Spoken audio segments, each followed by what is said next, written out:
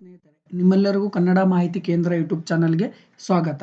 ಕೇಂದ್ರ ಹಾಗೂ ರಾಜ್ಯ ಸರ್ಕಾರದ ವಿವಿಧ ಹುದ್ದೆಗಳ ಅಧಿಸೂಚನೆಯ ಸಂಪೂರ್ಣ ಮಾಹಿತಿಗಾಗಿ ಈಗಲೇ ಸಬ್ಸ್ಕ್ರೈಬ್ ಮಾಡಿ ಕನ್ನಡ ಮಾಹಿತಿ ಕೇಂದ್ರ ಯೂಟ್ಯೂಬ್ ಚಾನಲ್ಗೆ. ಸಬ್ಸ್ಕ್ರೈಬ್ ಮಾಡೋದ್ರ ಜೊತೆಗೆ ಪಕ್ಕದಲ್ಲಿರುವಂಥ ಬೆಲ್ ಐಕಾನ್ ಬಟನ್ನ ಪ್ರೆಸ್ ಮಾಡಿ, ಅಲ್ಲಿ ಆಲ್ ಅಂತ ಬರುತ್ತೆ. ಆಲ್ ನೋಟಿಫಿಕೇಶನ್ಸ್ ಅನ್ನು ಆಕ್ಟಿವ್ ಮಾಡ್ಕೊಳ್ಳಿ. ನಾವು ವಿಡಿಯೋ ಅಪ್ಲೋಡ್ ಮಾಡಿದ ತಕ್ಷಣ ನಿಮಗೆ ನೋಟಿಫಿಕೇಶನ್ ಬರುತ್ತೆ, ನೀವು ವಿಡಿಯೋನ ನೋಡಬಹುದು. ಹಾಗೆ ನಿಮ್ಮ ಎಲ್ಲ ಉದ್ಯೋಗ ಆಕಾಂಕ್ಷಿ ಮಿತ್ರರೊಂದಿಗೆ ನಮ್ಮ ಯೂಟ್ಯೂಬ್ ಚಾನಲನ್ನು ಶೇರ್ ಮಾಡಿಕೊಳ್ಳಿ. ಸೊ ಪ್ರತಿನಿತ್ಯ ಹೊಸ ಹೊಸ ಹುದ್ದೆಗಳ ಅಧಿಸೂಚನೆಯ ಸಂಪೂರ್ಣ ಮಾಹಿತಿಯನ್ನು ನಾವು ಕೊಡ್ತಾ ಇರ್ತೀವಿ. ಸೊ ನೀವು ತಪ್ಪದೆ ಸಬ್ಸ್ಕ್ರೈಬ್ ಮಾಡಿ. ಹಾಗೆ ನಮ್ಮ ಟೆಲಿಗ್ರಾಮ್ ಗ್ರೂಪು ಸಹ ಜಾಯ್ನ್ ಆಗ್ಬೋದು. ಡಿಸ್ಕ್ರಿಪ್ಷನಲ್ಲಿ ನಾವು ಟೆಲಿಗ್ರಾಮ್ ಗ್ರೂಪ್ ಲಿಂಕನ್ನು ಹಾಕಿರ್ತೀವಿ. ಸೊ ಅಲ್ಲಿಂದ ನೀವು ಅಪ್ಡೇಟ್ಸ್ಗಳನ್ನು ಪಡ್ಕೊಳ್ಬಹುದು. ಇವತ್ತು ರೈಲ್ವೆ ರಿಕ್ವೈರ್ಮೆಂಟ್ನ ನೋಟಿಫಿಕೇಶನ್ನ ಸಂಪೂರ್ಣ ಮಾಹಿತಿಯನ್ನು ಈ ಒಂದು ವಿಡಿಯೋನಲ್ಲಿ ಕೊಡ್ತಾ ಇದ್ದೀವಿ. ಮಧ್ಯದಲ್ಲಿ ಸ್ಕಿಪ್ ಮಾಡದೆ ಕೊನೆವರೆಗೂ ವಿಡಿಯೋನ ನೋಡಿ. ರೈಲ್ವೆ ರಿಕ್ವೈರ್ಮೆಂಟ್ RRC ಮತ್ತು CR ಸೆಂಟ್ರಲ್ ರೈಲ್ವೆ ಇಲಾಖೆಯು ಹಲವು ಸೆಂಟ್ರಲ್ ಯೂನಿಟ್ಗಳಲ್ಲಿ ಖಾಲಿ ಇರುವ ಹಲವು ಅಪ್ರೆಂಟಿಸ್ಶಿಪ್ ಟ್ರೇಡ್ ಹುದ್ದೆಗಳ ಭರ್ತಿಗೆ ಹೊಸ ನೇಮಕಾತಿ ಭರ್ತಿ ಮಾಡಲು ನೋಟಿಫಿಕೇಶನ್ ಅನ್ನು ಹೊರಡಿಸಿದೆ. ಹುದ್ದೆಗಳ ಸಂಬಂಧಿಸಿದ ಹೆಚ್ಚಿನ ವಿವರಗಳು, ಹುದ್ದೆಯ ಸ್ಥಳ ಹಾಗೂ ಅರ್ಜಿ ಸಲ್ಲಿಸುವ ವಿಧಾನ ಕೆಳಗೆ ನೀಡಲಾಗಿದೆ. ಡಿಸ್ಕ್ರಿಪ್ಷನ್ನಲ್ಲಿ ನೀಡಲಾಗಿದೆ. ನೀವು ಅಲ್ಲಿಂದ ಹೆಚ್ಚಿನ ಮಾಹಿತಿಯನ್ನು ಪಡ್ಕೋಬಹುದು. ಸೊ ಅಲ್ಲಿಯೂ ಸಹ ನಿಮಗೆ ಪರಿಪೂರ್ಣವಾದ ಮಾಹಿತಿ ಸಿಗಲಿಲ್ಲ ಅಂದರೆ ಅಲ್ಲೇ ಕೆಳಗಡೆ ಅಫಿಷಿಯಲ್ ವೆಬ್ಸೈಟು ಮತ್ತು ನೋಟಿಫಿಕೇಶನ್ ಇರುತ್ತೆ, ನೀವು ಅಲ್ಲಿಂದ ಡೌನ್ಲೋಡ್ ಮಾಡಿಕೊಂಡು ನೋಡಬಹುದು. ಅಪ್ರೆಂಟಿಸ್ಶಿಪ್ ರೈಲ್ವೆ ಹುದ್ದೆಗಳನ್ನು ಹುಡುಕುತ್ತಿರುವ ಅಭ್ಯರ್ಥಿಗಳಿಗೆ ಇದು ಒಂದು ಉತ್ತಮ ಅವಕಾಶವಾಗಿದೆ. ಹುದ್ದೆಯ ಬಗೆಗಿನ ಎಲ್ಲ ವಿವರಗಳು ಈ ಒಂದು ವಿಡಿಯೋನಲ್ಲಿ ಸಿಗುತ್ತವೆ. ಇನ್ನು ನಾವು ಅರ್ಜಿ ಸಲ್ಲಿಸುವ ಮುನ್ನ ನೋಟಿಫಿಕೇಶನನ್ನು ನೀವು ಕೇರ್ಫುಲ್ ಆಗಿ ಓದಿಕೊಂಡು ನಂತರವೇ ಅರ್ಜಿ ಹಾಕಲು ಮುಂದಾಗಬೇಕು. ನಾವು ಈವಾಗ ಟ್ರೇಡನ್ನು ನೋಡೋದಾದರೆ ಪ್ರಾರಂಭ ದಿನಾಂಕ ಬಂದು 15/12/2022 ಪ್ರಾರಂಭ ದಿನಾಂಕ. ಇನ್ನು ಕೊನೆಯ ದಿನಾಂಕವನ್ನು ನಾವು ನೋಡೋದಾದರೆ ಇಲ್ಲಿ 15/1/2023 ನಿಗದಿಪಡಿಸಲಾಗಿದೆ. ಒಟ್ಟು ನಾವು ಇಲ್ಲಿ ವೇಕೆನ್ಸೀಸ್ಗಳನ್ನು ನೋಡೋದಾದರೆ 2422 ಹುದ್ದೆಗಳ ಅಧಿಸೂಚನೆಯನ್ನು ಹೊರಡಿಸಿದ್ದಾರೆ. ಇನ್ನು ಮೋಡ್ ಆಫ್ ಸೆಲೆಕ್ಷನ್ ಅನ್ನು ನೋಡೋದಾದರೆ selection will be on the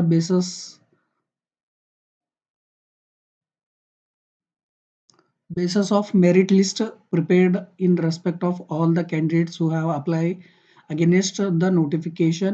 The merit list will be prepared on the basis of the percentage of marks in matriculation with minimum 50% aggregate marks plus ITI marks in the trade in which apprenticeship is to be done.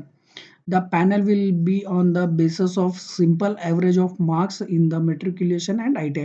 ಅಂದರೆ ನೀವು ಕೈಗಾರಿಕಾ ತರಬೇತಿಯಲ್ಲಿ ಪಡೆದಂತಹ ಅಂಕಗಳು ಮತ್ತು 10ನೇ ತರಗತಿಯಲ್ಲಿ ಪಡೆದಂತಹ ಅಂಕಗಳ ಆಧಾರದ ಮೇಲೆ ಮೆರಿಟ್ ಲಿಸ್ಟನ್ನು ತಯಾರು ಮಾಡಲಾಗುತ್ತೆ. ಆ ಒಂದು ಆಧಾರದ ಮೇಲೆ ನಿಮಗೆ ಸೆಲೆಕ್ಷನ್ ಪ್ರೊಸೆಸನ್ನು ಮಾಡಲಾಗುವುದು. ಇನ್ನು ನಾವು ಟ್ರೇಡ್ಗಳನ್ನು ನೋಡ್ತಾ ಹೋಗೋದಾದರೆ ಇಲ್ಲಿ ಕ್ಲಸ್ಟರ್ಸ್ ಎಲ್ಲೆಲ್ಲಿ ಏನೇ ಇದ್ದಾವೆ ಅನ್ನೋದು ನೋಡೋದಾದರೆ ಮುಂಬೈಯಲ್ಲಿದೆ, ಬುಸ್ವಾಳ್ನಲ್ಲಿದೆ, ಪುಣೆ, ನಾಗಪುರ್, ಶೋಲಾಪುರ್ನಲ್ಲಿರುವಂಥದ್ದು ವೇಕೆನ್ಸೀಸ್ಗಳು. ಇನ್ನು ನಾವು ಇಲ್ಲಿ ಟ್ರೇಡ್ಗಳ ಮುಖಾಂತರ ಟ್ರೇಡ್ ವೈಸ್ ವೇಕೆನ್ಸೀಸ್ಗಳನ್ನು ನೋಡೋದಾದರೆ ಇಲ್ಲಿ ಟ್ರೇಡ್ಗಳ ಲಿಸ್ಟ್ ಇದ್ದಾವೆ. ಫಿಟರ್ ಬಂದು ಒಟ್ಟಾರೆ 182 ಇದ್ದಾವೆ.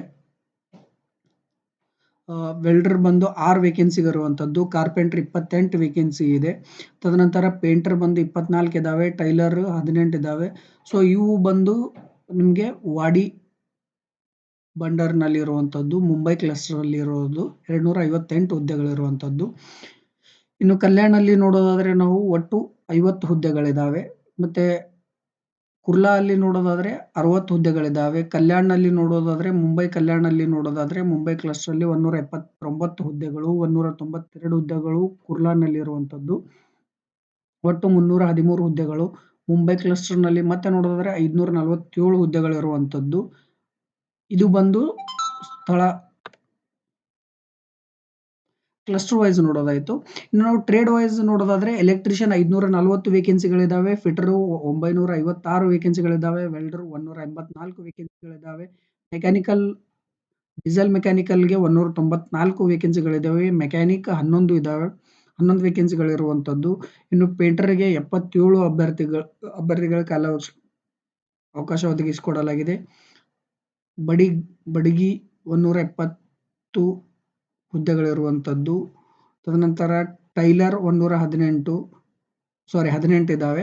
ಮಷಿನಿಸ್ಟ್‌ಗೆ 85 ವೇಕೆನ್ಸಿಗಳಿದ್ದಾವೆ. ಪ್ರೋಗ್ರಾಮಿಂಗ್ ಆ್ಯಂಡ್ ಸಿಸ್ಟಮ್ ಅಡ್ಮಿನಿಸ್ಟ್ರೇಟರ್ ಅಸಿಸ್ಟೆಂಟ್‌ಗೆ 12 ವೇಕೆನ್ಸಿಗಳಿರುವಂಥದ್ದು. ಟರ್ನರ್‌ಗೆ 25, ಇನ್ಸ್ಟ್ರೂಮೆಂಟ್ ಮೆಕ್ಯಾನಿಕ್‌ಗೆ 5, ಪ್ರಯೋಗ ಸಹಾಯಕ 5 ಇದ್ದಾವೆ. ರಿಸರ್ಚ್ ಅಸಿಸ್ಟೆಂಟ್‌ಗೆ electronic mechanic 35, sheet metal worker 22 ವೇಕೆನ್ಸಿಗಳಿದ್ದಾವೆ. ಮೆಕ್ಯಾನಿಕಲ್ ಮಷಿನ್ 63 ಇದ್ದಾವೆ. ಟೂಲ್ ಮೇಂಟೆನೆನ್ಸ್ 63 ವೇಕೆನ್ಸಿಗಳಿರುವಂಥದ್ದು. ಕಂಪ್ಯೂಟರ್ ಆಪರೇಟರ್ ಪ್ರೋಗ್ರಾಮ್ ಅಸಿಸ್ಟೆಂಟ್‌ಗೆ 20 ವೇಕೆನ್ಸಿಗಳಿರುವಂಥದ್ದು. ಮಾಹಿತಿ ತಂತ್ರಜ್ಞಾನ ಎಲೆಕ್ಟ್ರಾನಿಕ್ 7 ವೇಕೆನ್ಸಿಗಳಿರುವಂಥದ್ದು. ನಾವು ಒಟ್ಟಾರೆ ನೋಡೋದಾದ್ರೆ 2422 ಹುದ್ದೆಗಳು ಖಾಲಿ ಇವೆ. ಅಪ್ರೆಂಟಿಸ್‌ಶಿಪ್ ನಿಯಮಗಳ ಪ್ರಕಾರ ಅಭ್ಯರ್ಥಿಗಳಿಗೆ ತರಬೇತಿ ಭತ್ಯೆಗೆ 7,000 ರೂಪಾಯಿ ವೇತನ ನೀಡಲಾಗುವುದು. ಇನ್ನು ವಯೋಮಿತಿಯನ್ನು ನೋಡೋದಾದ್ರೆ ನಾವು ಇಲ್ಲಿ ಕನಿಷ್ಠ ವಯೋಮಿತಿ 15 ವರ್ಷ ಇರಬೇಕು. ಅದು ದಿನಾಂಕ 15/12/2022ರಂದು. ಗರಿಷ್ಠ ವಯೋಮಿತಿ 24 ವರ್ಷ ನಿಗದಿಪಡಿಸಲಾಗಿದೆ. ಸೊ ನೀವು ಹೆಚ್ಚಿನ ಮಾಹಿತಿಗಾಗಿ ಯಾವ ಕ್ಲಸ್ಟರ್‌ನಲ್ಲಿ ಎಷ್ಟು ವೇಕೆನ್ಸಿಗಳಿದ್ದಾವೆ, ಯಾವ ಟ್ರೇಡ್ ಇದೆ ಅನ್ನೋದನ್ನು ನೀವು ನೋಟಿಫಿಕೇಶನಲ್ಲಿ ನೋಡ್ಕೋಬಹುದು. ಸೊ ಇಲ್ಲಿ ಎಲಿಜಿಬಿಲಿಟಿ ಕಂಡೀಷನ್ಸ್ ನಾನು ಹೇಳಿದ್ನಲ್ಲ, 15 ವರ್ಷ ಕನಿಷ್ಠ ಇದೆ, 24 ವರ್ಷ ಗರಿಷ್ಠ ಇರುವಂಥದ್ದು. 15/12/2022ರವರೆಗೆ. ತದನಂತರ upper age limit relaxable by the ವಯೋಮಿತಿ ಸಡಿಲಿಕೆ 5 ವರ್ಷ SC ST ಕ್ಯಾಂಡಿಡೇಟ್ಗಳಿಗೆ, 3 ವರ್ಷ OBC ಕ್ಯಾಂಡಿಡೇಟ್ಗಳಿಗೆ. ಇನ್ನು ಮತ್ತೆ ಬರ್ತ್ ರೇಂಜ್ನಲ್ಲಿ ಫಿಸಿಕಲಿ ಹ್ಯಾಂಡಿಕ್ಯಾಪ್ಡ್ ಇರುವಂಥ ಅಭ್ಯರ್ಥಿಗಳಿಗೆ ಈ ಒಂದು 10 ವರ್ಷ ವಯೋಮಿತಿ ಸಡಿಲಿಕೆ ಇರುವಂಥದ್ದು. ಇನ್ನು ex serviceman candidate selected under the reservation provide for them is to be placed in a appropriate category wise. You are unreserved candidate SC ST OBC to which is the belong ex-servicemen, their children and children of the armed force personnel will be engaged for apprenticeship as per the detail mentioned below. ಅಂದರೆ ಇಲ್ಲಿ child of ex service man ಅಥವಾ children of servicing jawans, children of serving officers, ex service mans ಇವರಿಗೆ ವಯೋಮಿತಿಯಲ್ಲಿ ಒಂದು ಬೇರೆ ವಿಶೇಷ ರೀತಿಯ ಸಡಿಲಿಕೆ ಇರುವಂಥದ್ದು. ತದನಂತರ ನಾವು ಇಲ್ಲಿ ಕ್ವಾಲಿಫಿಕೇಶನ್ ವಿದ್ಯಾರ್ಹತೆಯನ್ನು ನೋಡೋದಾದರೆ 10ನೇ ತರಗತಿಯನ್ನು ಪೂರ್ಣಗೊಳಿಸಿದ್ದು ITI, NCVT ಅಥವಾ STVT ಇಂದ ಸ್ಟೇಟ್ ಕೌನ್ಸಿಲ್ ವೆಕೇಷನಲ್ ಮತ್ತು ನ್ಯಾಷನಲ್ ಕೌನ್ಸಿಲ್ ವೆಕೇಷನಲ್ ವತಿಯಿಂದ ಮಾನ್ಯತೆ ಪಡೆದಿರುವಂಥ ವಿದ್ಯಾಸಂಸ್ಥೆಗಳಲ್ಲಿ ನೀವು ITIಯನ್ನು ಮಾಡಿರುವಂಥ ರೆಗ್ಯುಲರ್ ITIಯನ್ನು ಮಾಡಿರುವಂಥ ಅಭ್ಯರ್ಥಿಗಳು ಈ ಒಂದು ಅಪ್ರೆಂಟಿಸ್‌ಶಿಪ್ ನೋಟಿಫಿಕೇಶನ್ಗೆ ಅರ್ಜಿಯನ್ನು ಸಲ್ಲಿಸಬಹುದು. ಇನ್ನು ನಾವು ಫೀಯನ್ನು ನೋಡೋದಾದರೆ 100 ರೂಪೀಸ್ ಇರುವಂಥದ್ದು. ಅರ್ಜಿ ಶುಲ್ಕ ಬಂದು 100 ರೂಪೀಸ್ ಇರುವಂಥದ್ದು. ಇದು ಸಾಮಾನ್ಯ ಮತ್ತು ಹಿಂದುಳಿದ ಅಭ್ಯರ್ಥಿಗಳಿಗೆ ಇರುವಂಥದ್ದು.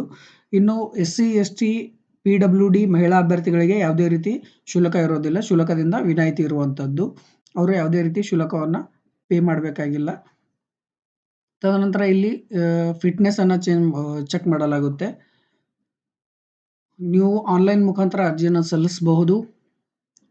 ಇಲ್ಲಿ ಕೊಟ್ಟಿರೋದ್ರಲ್ಲ www.rrccr.com ಹೋಗಿ ಆನ್ಲೈನ್ನಲ್ಲಿ ರಿಜಿಸ್ಟರ್ ಮಾಡೋದ್ರ ಮುಖಾಂತರ ರಿಜಿಸ್ಟರ್ಡ್ ಮೇಲ್ ID, ಫೋನ್ ನಂಬರ್ ಹಾಕಿ ತದನಂತರ ನೀವು ಅಲ್ಲಿ ಕೇಳುವಂಥ ಸಂಪೂರ್ಣ ನಿಮ್ಮ ವೈಯಕ್ತಿಕ ವಿವರಗಳನ್ನು ಫಿಲ್ ಮಾಡೋದ್ರ ಮುಖಾಂತರ ನೀವು ಈ ಒಂದು ಅಪ್ರೆಂಟಿಸ್‌ಶಿಪ್ ಹುದ್ದೆಗಳಿಗೆ ಅರ್ಜಿಯನ್ನು ಸಲ್ಲಿಸಬಹುದು.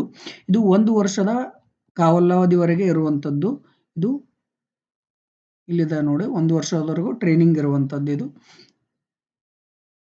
ಸೊ ಈ ಒಂದು ಎಲಿಜಿಬಿಲಿಟಿ ಕ್ರೈಟೇರಿಯಾದಲ್ಲಿ ಈಗಾಗಲೇ ITI ಮುಗಿಸಿ ಕುಳಿತಿರುವಂಥ ನಿಮ್ಮ ಎಲ್ಲ ಮಿತ್ರರೊಂದಿಗೆ ಈ ಒಂದು ಮಾಹಿತಿಯನ್ನು ಶೇರ್ ಮಾಡಿಕೊಳ್ಳಿ. ಹಾಗೆ ನೀವು ಸಹ ITI ಮಾಡಿ ಜಾಬ್ನ ಸರ್ಚ್ ಮಾಡ್ತಾ ಇದ್ದೀರಿ ಅಂದರೆ ಈ ಒಂದು ಹುದ್ದೆಗಳಿಗೆ ಅರ್ಜಿಯನ್ನು ಸಲ್ಲಿಸಬಹುದು.